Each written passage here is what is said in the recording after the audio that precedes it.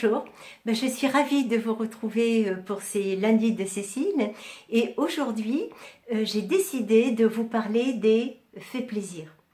Alors peut-être vous reconnaîtrez vous ou l'un de vos proches dans ce portrait. Alors un fait plaisir, vous voyez, c'est quelqu'un qui rend service sans qu'on le lui demande. C'est quelqu'un qui le fait spontanément. C'est naturel chez lui, c'est un élan. Il se demande ce qu'il peut faire pour aider les autres.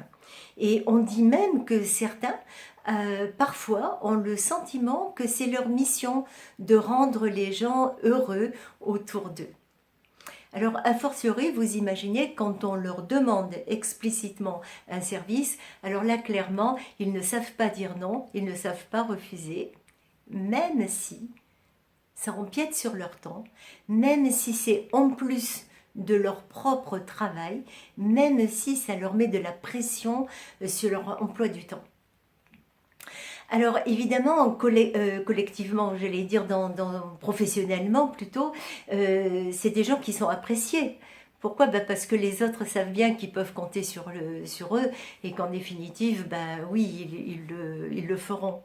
Alors le risque, c'est que pendant ce temps, le fait plaisir se déconcentre de ses propres objectifs, il s'en détourne, il utilise son temps pour chercher à la place des autres, pour les aider, pour peut-être même faire à leur place, enfin pour les dépanner, vous voyez, ils sont disponibles pour les autres. Alors, c'est des gens qui ne savent pas dire non, on l'a compris, mais c'est aussi des gens qui ont du mal à faire des remarques désobligeantes. Ils sont plutôt dans la douceur, ils sont plutôt, vous voyez, les expressions qu'ils ont, c'est plutôt « est-ce que tu pourrais ?» « est-ce que tu voudrais ?» Vous voyez, c'est des personnes tout en douceur. Alors, si on tombe dans l'excès, on a vu que ça pouvait être préjudiciable pour eux. Donc la question, c'est quel antidote pourrait-on leur conseiller? Alors, la première chose, c'est bien sûr, c'est de leur dire de penser à eux avant de penser aux autres. Et la deuxième chose, c'est quand ils sentent monter cet élan en eux de rendre service, c'est de se poser 3 questions. La première, c'est de se demander s'ils ont réellement envie de rendre service.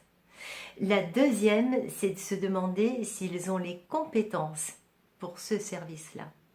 La troisième, c'est est-ce qu'ils ont les moyens, notamment en termes de temps. Donc si jamais c'est votre cas, si jamais vous êtes un fait plaisir, je vous propose d'essayer l'antidote et puis on en reparle en messagerie privée. En attendant, moi je vous dis à lundi prochain.